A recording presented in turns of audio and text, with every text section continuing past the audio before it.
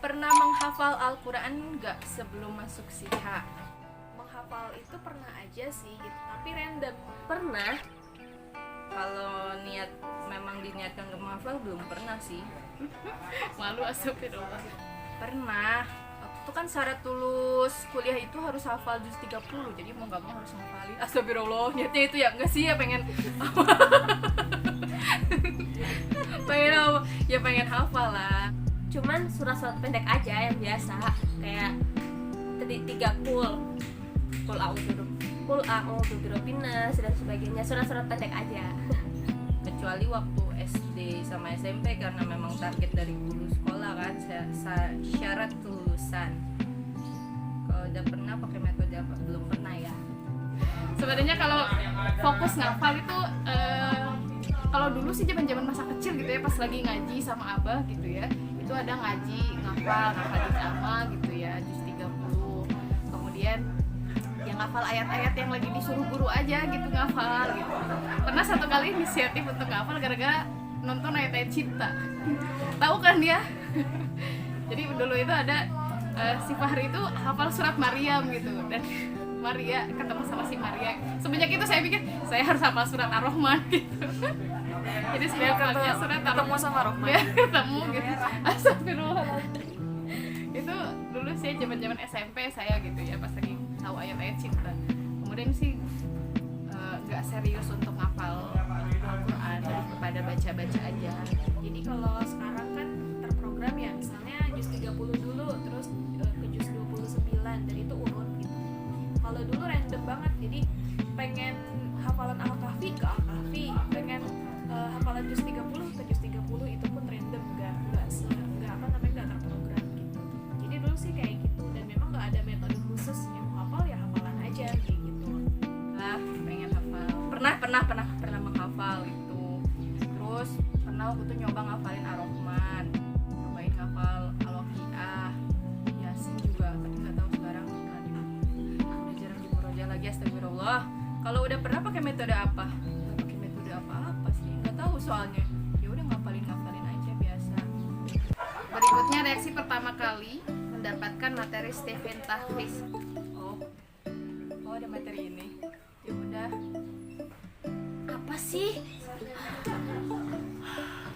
Kok susah banget ya? Aduh, males banget. Ya seneng gak seneng sih, karena harus menyesuaikan lagi gitu, ilmu baru, kebiasaan baru. Harus gini ya ngafalin ya? Harus berkali-kali, harus 40 kali ya? Kayak gitu sih. Soalnya kan saya mungkin kalau suruh ngafalin ya cepet aja ngafalin, gak harus 40 kali. Tapi ya itu, sekarang ngafalin beberapa jam kemudian udah lupa. Tapi ternyata dengan Stephen Tahfiz ini lebih kuat aja hafalannya. Meskipun mungkin satu hari cuman 1 baris, tapi besoknya bisa nambah lagi tuh, karena yang 1 baris itu masih hafal. Karena mungkin lebih kuat lah ya, karena lebih sering diulang-ulang. Saya langsung melihat gitu ya, kok macem-macem, bingung gitu ketika dijelasin sama orang-orang Lekbang gitu, ketika ngebahas tentang Stephen Tahfiz, karena banyak banget, beragam banget. Kemudian ngeliat, ya Allah, tiba saya kok gitu amat ya gitu kan gitu. Jadi lebih kepada ada gitu ya metode kayak gini, beragam banget. Jadi lebih kepada pure gitu cek saya. Karena saya mikir, oh my god, Stephen teaching learning aja saya belum full gitu ya, bisa menerapkannya gitu. Tiap anak beda, tiap kejadian beda, tiap waktu beda. Ditambah sekarang Stephen Tahfiz.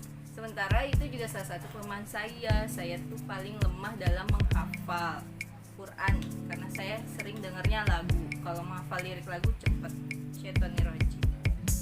Tapi ya sudah, kalau ini pasti di awal saya tuh setiap menerima perubahan akan agak aduh males, bisa gak sih tetap seperti ini, tipe feeling banget yang pengen nyaman ya. Tapi setelah itu langsung dari dalam diri berubah.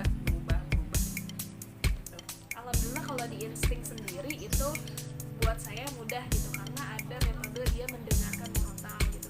Karena senang juga mendengar ya, senang mendengarin murotal, walaupun tuh sebenarnya dulu lebih ke musik ya gitu. Jadi itu kayaknya mudah gitu bagi saya gitu. Ada progres nggak ketika mengikuti Stephen Tahfiz? Ceritain dong. Ada, alhamdulillah. Pertama, sebenarnya bukan hanya karena Stephen Tahfiz ya, tapi karena memang di sini juga di pandemi ini alhamdulillah nih ya Ibu Roh juga. Jadi ketika pandemi ini setiap guru megang cahaya Quran. Kalau dulu tuh kan cuma nerima setoran doang ya. Kalau sekarang kita juga minta anak-anak, sama sih sekarang juga, tapi lebih kepada kita involve sama mereka gitu, terlibat untuk menghafal bersama mereka. Kalau kemarin kan dapat anak-anak feeling gitu, jadi saya juga coba cerita kisah di balik anak-anak feeling gitu, anak-anak feeling, kisah di balik surat yang sedang dihafal sama anak-anak feeling, coba menceritakan, ngedengerin mereka menceritakan artinya, kemudian kayak gitu-gitu. Jadi lebih ke belajar bareng sama program Cahaya Quran itu. Kemudian yang kedua, mengikuti Stephen Tahfiz, progresnya alhamdulillah. Jadi pertama kali itu di bulan September sepertinya, saya ingat di bulan September mulai. Kemudian itu saya baru surat Al-Mulk di juz 29. Kemudian ya karena ngerasa enak gitu ketika kita menseriuskan untuk baca Quran, ngasih waktu spesial gitu untuk berduaan sama Al-Quran, itu ngerasa yang awalnya emang agak berat sih, terutama untuk murojaah, tapi lama-kelamaan seru, apalagi tipenya aku itu jadi tahu kisah di belakangnya gitu, kayak misalnya ayat 1 sampai 7 membahasnya tentang apa gitu. Jadi itu lebih kayak misalnya sekarang lagi ngafal tentang surat Al-Jin gitu ya. Jadi saya jadi tuh, oh dulu itu ya ini jin lagi ini nih, lagi ngebahas dulu tuh melihat bagaimana kerajaan langit itu dijaga sangat ketat gitu. Kemudian jin itu ada juga yang dia jinnya jin baik gitu, ada yang beriman, ada yang tidak gitu. Jadi kayak seru aja belajar, dan kita juga coba untuk mentadaburi suratnya gitu. Progresnya ada gitu. Jadi progres banget sih. Setidaknya sebulan baru satu surat. Lama, tapi ya bismillah, harus sabar ya, nggak usah banyak-banyak, yang penting konsisten. Gimana ya kalau ditanya progres, ya emang ngerasain sih, ngerasainnya tuh lebih ke apa ya, si hafalannya itu kuat gitu. Jadi lama hafalannya nempel, apa ya, mungkin ya namanya tuh. Jadi kalau saya teh pan, jadi Sunda. Jadi kalau saya teh kan ngapalin itu cepet, beneran, jujur ini mada, bukan sombong. Cepet, tapi cepet lupa juga gitu. Jadi Stephen Tahfiz itu ngebantu di segi menguatkan hafalannya gitu. Cuman kalau segi cepet enggak hafalannya sih, ya emang ngerasainnya karena mungkin punya basic bahasa Arab juga, jadi ngerasa cepet aja, cuman kadang cepet lupa juga kayak gitu. Dan alhamdulillah sih lebih ke istiqomahnya gitu kan. Jadi jangan kayak sehari tuh langsung ngapalin banyak banget satu surat, satu halaman, beberapa surat gitu, tapi ya emang harus istiqomah gitu kan, walaupun sehari satu gitu kan, biar di situ tuh kita tuh selalu bersama Al-Quran gitu kan, lebih iniin, kerasa di istiqomahnya setiap hari sih di situ. Alhamdulillah setelah adanya program ini jadi makin ngerasa oh ini tugas saya ya, ini bukan beban ya, ini yang dibebankan lah ya, yang dibebankan, yang akhirnya kalau misalnya kita nggak amanah dengan beban ini, kayaknya Allah tuh nggak suka gitu. Jadi ketika memang kita terprogram seperti itu, kenapa sih kita nggak ngehafal gitu? Apalagi kan ini hafal program yang baik lah ya buat kita gitu. Kenapa nggak kita lakuin kayak gitu? Apalagi kalau misalnya sudah terprogram gini kan, kenapa sih kita tuh harus meninggalkan ini gitu? Kenapa nggak dilakuin aja, toh ini baik buat kita gitu. Jadi saya mikirnya ke sana gitu. Nah, ada progres nggak? Alhamdulillah sejauh ini ada progres gitu. Yang tadinya benar-benar belum pernah menghafal surat itu. Jadi kalau dulu tuh senangnya itu lebih ngedengerin gitu, lebih ngedengerin murotal, tapi ternyata ketika menyadari hal ini tuh, oh belum pernah dihafal ya, dia cuma mendengar aja gitu. Nah, alhamdulillah sekarang tuh benar-benar yang serius ngapalin itu surat-surat itu, dan seneng aja gitu, seneng dengan diri sendiri yang sudah mencapai itu, dan alhamdulillah kok bisa saat itu ya gitu. Itu ya, jadi ada progres alhamdulillah dengan mengikuti Stephen Tahfiz ini ya. alhamdulillah sih ada Stephen Tafwidz ya, seperti apa yang saya sebutkan tadi ya. Kalau sebelumnya saya ngafalin ya suka-suka saya gitu. Kalau udah hafal ya udah, nggak diulang-ulang lagi, udah ngafalin. Tapi efeknya ya bentar lagi udah lupa, harus ngafalin lagi dari awal. Nah kalau pakai Stephen Tafwidz ini karena diulang-ulang lagi sampai 40 kali, mau udah hafal atau belum hafal diulang lagi sampai 40 kali, efeknya jadi lebih nancep aja di kepala gitu. Terus karena di sini tuh nggak cuma saya yang ngafalin sendiri, jadi nggak ngerasa sendiri. Banyak teman-teman ketika saya udah males ngafalin, melihat orang lain ngafalin, jadi kayak tergerak aja untuk ngafalin lagi, murojaah lagi. Atau teman-teman lagi murojaah nih, saya lagi males, ngedengerin aja, ngedengerin teman-teman murojaah. Itu bisa apa ya, sambil nguatin hafalan. Sama tiap hari kan sebenarnya dituntut untuk setor hafalan ya. Jadi ketika males inget, oh iya hari ini harus setoran ya, kayak ngafalin ya. Sama ceki kan sekarang megang ceki. Kalau dulu kan cuman apa ya, nerima setoran, ada guru cekinya sendiri. Sebenarnya kalau sekarang pun juga cuman nerima setoran, tapi nggak ada guru ceki sendiri gitu. Jadi saya kayak anak-anak aja saya tuntut buat tiap hari setoran. Masa sih saya enggak? Masa sih saya yang gurunya yang tiap hari nuntut malah nggak setoran? Jadi dari situ jadi motivasi saya buat terus ngafalin. Kalau progres secara kuantitas hafalan memang alhamdulillah nambah. Kan ini udah hampir tahun kelima ya. Harusnya kan istilahnya minimal banget setahun tuh udah 1 juz gitu. Tapi ternyata saya mandek di tahun kedua ketika ya diamanahkan di SMP gitu. Ya itu kali karena terlalu fokus belajar psikologinya anak-anak, Stephen gitu loh pokoknya. Jadi saya melupakan hafalan saya, targetnya tadi mau juz 29 gitu.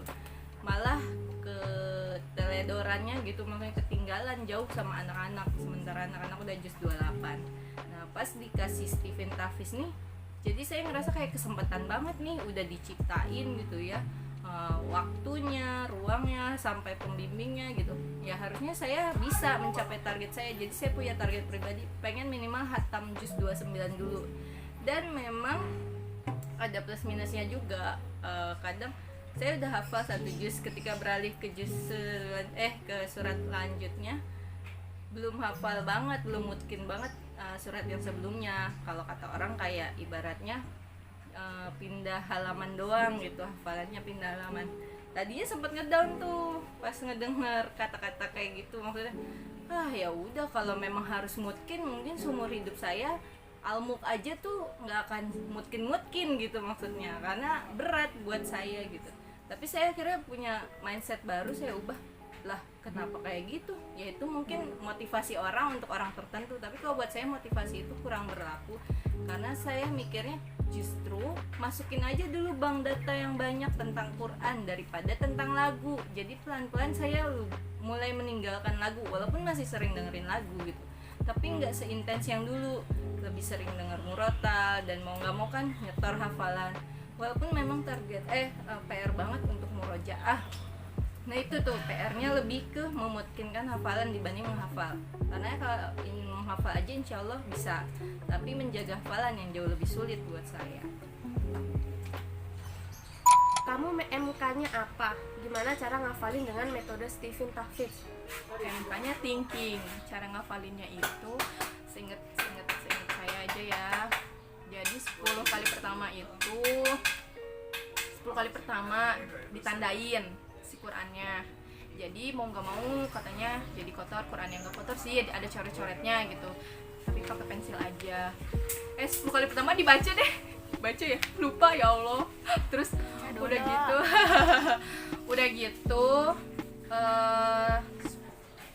ya benar itu benar.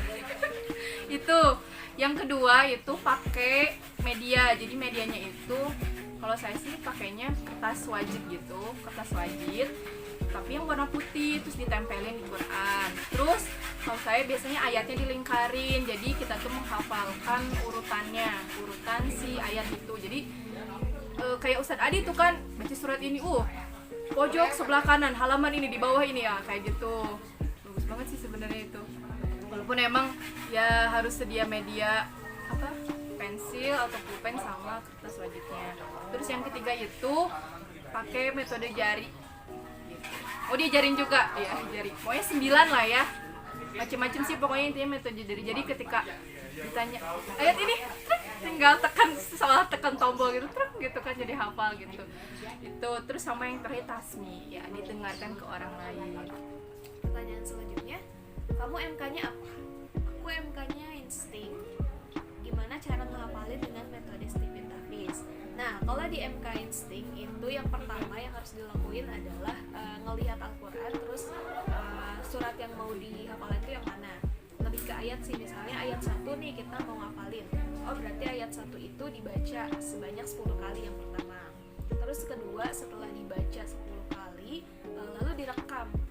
Jadi direkam sama kita dan direkam. Salah, maaf. Yang kedua adalah dengerin murotal ya. Dengerin murotal. Jadi dengerin murotal yang emang kita senengin.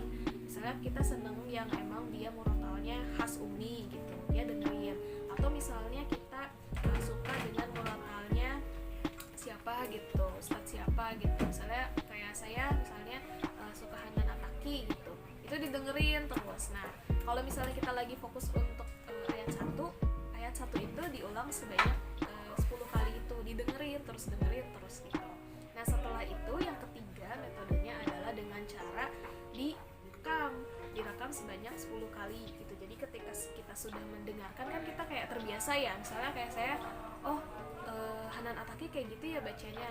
Nah, saya tuh ngikutin cara bacanya gitu. Tapi emang secara teori gitu ya ngikutin cara bacanya, cuman karena memang saya sendiri susah gitu ya ngikutin para ustadz itu, akhirnya lebih ke suara saya aja lah gitu, dengan suara saya, dengan khasnya saya aja gitu, direkam di HP gitu, di record lah gitu. Nah, selanjutnya setelah direkam baru nanti didengarkan sama kita, didengarkan sebanyak 10 kali rekaman kita gitu. Walaupun sebenarnya suara kita kadang nggak enak ya gitu, karena aneh gitu ngedengar suara sendiri tuh kadang gitu, tapi memang harus didengerin gitu. Sama kayak teman-teman intuiting yang males kedengeran ngeliat video mereka gitu, sama ini pun ngedenger suara sendiri tuh gimana gitu. Terus selanjutnya kalau misalnya sudah ditasmikan ya, disetorkan itu sebanyak 10 kali juga. Tapi kadang kalau udah ditasmikin mas sekali aja juga oke sih gitu. Itu ya. Saya MK-nya intuiting. Intuiting itu caranya, pertama kamu baca selama 10 kali plus artinya. Jadi saya sih biasanya sebelum baca, kalau saya pribadi jadi modifikasi aja ya. Jadi kalau saya nggak bisa tuh ngafal bacaannya doang gitu, nggak bisa. Jadi harus bisa sih, tapi lama. Jadi harus tahu kata per kata artinya gitu. Setelah itu secara keseluruhan ini tuh kisahnya tentang apa sih gitu. Setelah itu biasanya kan kita targetnya hanya satu baris sehari satu baris, itu ngebahas tentang apa. Yang kedua, setelah kita tahu artinya, tahu kata per katanya, itu kita kasih ini emoticon di Al-Quran. Makanya Al-Qurannya mungkin kalau orang lihat coret-coret gitu ya Al-Qurannya, karena disuruh bikin emoticon guys. Jadi kayak misalnya di situ ada kayak misal Al-Mulk gitu, kerajaan, berarti raja, berarti kita bikin emoticon mahkota gitu ya. Pakai pensil aja, jangan pakai pulpen ya, kayak anu fathah jadi kasroh bahaya. Pokoknya mah pakai pensil ya biar bisa dihapus guys. Setelah kita udah kasih emoticon, saya itu tahap yang kedua itu kalau udah kita baca kasih emoticon, kita suruh bikin video. Bikin videonya itu sambil kita misalnya ya. Jadi kayak harus ngasih tahu gitu itu tuh tentang apa sih gitu, jadi harus diekspresikan gitu. Tapi kemudian saya jadi gelah gitu karena tahap yang ketiga itu kita harus ngelihat videonya, ngelihat muka kita sendiri gitu dengan ekspresinya. Misalnya kayak neraka syakor gitu loh, kayak gini itu nerakanya kan menyala-nyala gitu kan. Astagfirullahaladzim sih sebenarnya, cuman jadi gila sendiri kan. Tapi saya punya cara yang lain biar tidak melihat. Saya tetap rekam sih, tapi lebih kepada menceritakan kembali biar lebih kuat nih. Oh, ini tuh ceritanya misalnya Al-Jin surat Al-Jin ayat 10 sampai 11 itu nyeritain tentang bagaimana jin itu ngasih tahu nih sama manusia bahwa dia itu pernah yang namanya ada singgah di langit juga dulunya sebelum memang diutus sama Nabi Muhammad gitu, sebelum diutusnya Nabi Muhammad kayak gitu-gitulah. Kemudian Allah itu ngasih ada penjagaan langit yang sangat kuat gitu. Jadi saya ngasih apa ya, menceritakan kembali isi ayatnya. Itu paling enak sih, lebih paham gitu. Walaupun ya harus dikaji lebih ya teman-teman. Jadi ya kalau saya hanya baca artinya aja, mencoba memahami artinya. Yang ketiga, kita nonton videonya itu selama 10 kali, enak ya. Setelah itu langsunglah kita mentasmikan. Nah ini saya punya masalah dengan mentasmikan 10 kali karena kadang nggak ada yang mau mendengarkan saya lama-lama gitu ya, 10 kali kan bisanya gitu loh. Jadi biasanya saya dirapel. Jadi saya ada satu handphone itu saya mentasbihkan diri saya sendiri. Jadi saya nanti ngerekam 10 kali bacaan. Habis itu saya mentasbihkan, terus saya komentarin, oke yang itu ainnya kurang ya gitu. Kayak orang gila sih ya, tapi ya nggak apa-apa lah. Kadang juga minta tolong teman untuk mentasbihkan langsung dibenerin, itu lebih enak. Tapi ya Allah, semoga banyak orang-orang yang mau mendengarkan saya membaca 10 kali. Alhamdulillah. MK saya feeling. Cara metode Stephen Tafitz yang pertama, 10 kali pertama itu nyari subjeknya dulu. Jadi harus baca artinya dulu, subjeknya apa. Mungkin kesulitan saya di situ ketika di dalam satu ayat tuh bingung, ini subjeknya yang mana ya. Itu sih kadang kesulitannya. Kemudian yang kedua, 10 kali kedua itu dengan pengeras suara. Kalau itu saya macam-macam, kadang pakai gulungan kertas, kadang di tempat sepi suara saya kerasin aja sendiri. Kemudian yang ketiga itu dicari plus minusnya. Kan tadi di awal nyari subjek. Nah subjeknya itu plus atau minus, baik atau buruk gitu. Kemudian cara yang keempat ditasmikan. Nah kalau tasmikan ini kadang seringnya itu nggak sampai 10 kali sih. 10 kalinya saya ulangin aja sendiri pas ditasmiin. Kadang ya cuma sekali, kadang 5 kali, kadang juga pernah sih sampai 10 kali, tapi jarang. Kamu MK-nya apa? Saya MK-nya feeling. Gimana cara ngafalin dengan metode Stephen Tafitz? Sebenarnya semua sama, metodenya ada 4 kali 10. Yang pertama semua sama tuh, baca 10 kali tanpa ada alat atau metode apapun, semua MK sama. Lalu di yang tahap 10 kali kedua itu kita mulai mencari subjek atau pelakunya gitu. Berarti sekalian baca arti, memahami. Ya ini emang agak sulit sih, apalagi buat yang nggak ngerti bahasa Arab. Kadang kan kita nggak ngerti ya, ini subjeknya siapa, nggak kayak bahasa Indonesia yang jelas saya, kamu, dia, siapa gitu kan. Kalau di Arab kan nggak ada ilmu-ilmu nahwu sorof gitunya. Jadi ya kadang saya lebih ke artinya aja kalau bingung cari subjeknya. Terus 10 kali ketiganya pakai media. Kalau buat orang feeling kan medianya pokoknya yang memantulkan lagi suaranya biar terdengar gitu. Kayak ekstrimnya tuh pakai ember dimasukin ke kepala gitu. Tapi kalau saya lebih seringnya pakai gulungan kertas jadi kayak trompet gitu kan, kenceng gitu. Nanti saya dengar lagi. Atau juga misalnya di ruangan yang sepi saya teriak-teriakan, suaranya dikeraskan gitu. Nggak teriak-teriak gitu sih, dikeraskan lebih tepatnya. Terus 10 kali keempat itu mencari plus minusnya. Sebenarnya plus minus ini kadang saya jadikan satu sama yang 10 kali kedua. Lalu ditasmikan itu kayak disetor gitu ke temennya, baru nanti ke pembimbingnya 10 kali. Tapi seringnya saya nggak 10 kali, sekali aja. Yang 10 kalinya itu saya sendiri gitu. Terus nanti baru kayak latihan setoran ke teman atau ke siapa gitu. Habis itu baru VN ke pembimbingnya. Selanjutnya, rajin setoran nggak? Frekuensinya gimana? Setoran Bu Ratna rajin nggak ya? Alhamdulillah kalau setoran itu kadang-kadang. Nah, kalau lagi rajin gitu ya, kalau nggak lupa gitu. Apalagi pas awal mah rajin banget. hari pasti langsung gitu. Kadang juga ada yang saya, pagi kalau lagi perempuan tuh kan ada halangannya ya, ada haid. Jadi kalau lagi haid itu biasanya agak malas karena pola ketika abis maghrib itu jadi berubah gitu, jadi nggak ngaji. Abis sholat maghrib kan biasanya sampai isya ya udah gitu berduaan sama Al-Quran ya, pas sama kamu. Abis itu ya jadi kurang, kalau apalagi kalau udah dapet itu agak susah sih. Makanya kalau sekarang mah ya udah setoran aja rutin gitu. Tapi jarang kalau kayak misalnya habis libur, saya mengiranya itu libur aja, tapi tetap setoran ke diri saya sendiri gitu. Karena sekarang sih lebih ke targetnya bukan target di sekolah, lebih kepada target pribadi. Oke, lebih setelah kenal Stephen Tahfiz ada programnya ya, pertama ya merasa terpaksa dulu sampai akhirnya setelah kepaksa enak, nyaman gitu, seneng, jadi seru. Jadi ya jadi program pribadi aja sih itu. Awal-awal tuh rajin karena emang ngejar target kan, pengennya akhir tahun kemarin itu bisa selesai juz 29 kayak gitu, jadi semangat banget gitu. Cuman pas tiba-tiba sih ya, mungkin karena dikasih reward gitu kan, dapet jus nggak tahu kenapa saya tuh ngerasa apa ya, dikasih reward tuh malah turun aja gitu, jadinya nggak rajin lagi.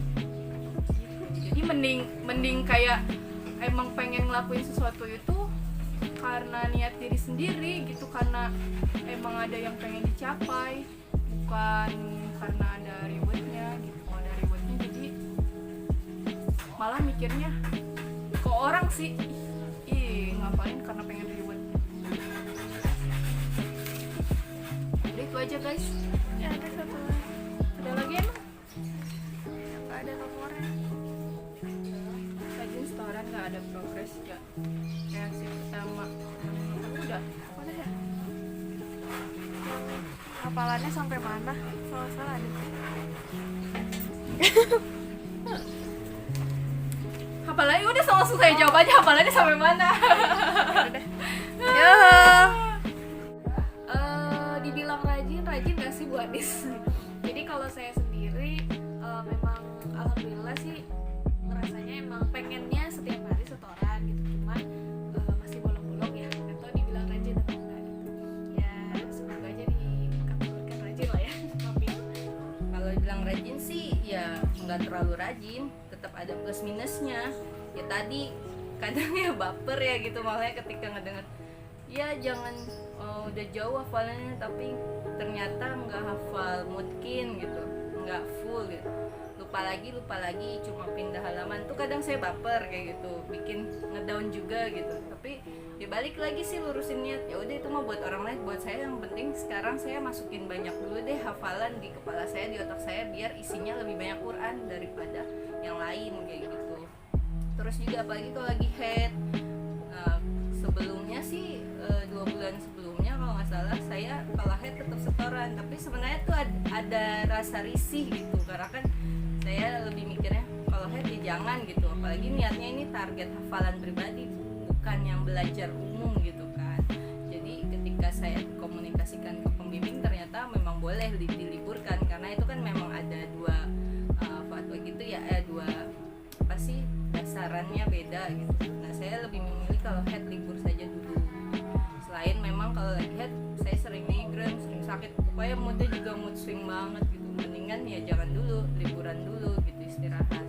Terus setelah headnya itu yang lumayan besar, karena kita biasanya futur ya kalau wanita, udah bagus perkembangannya tiba-tiba dijeda seminggu gitu.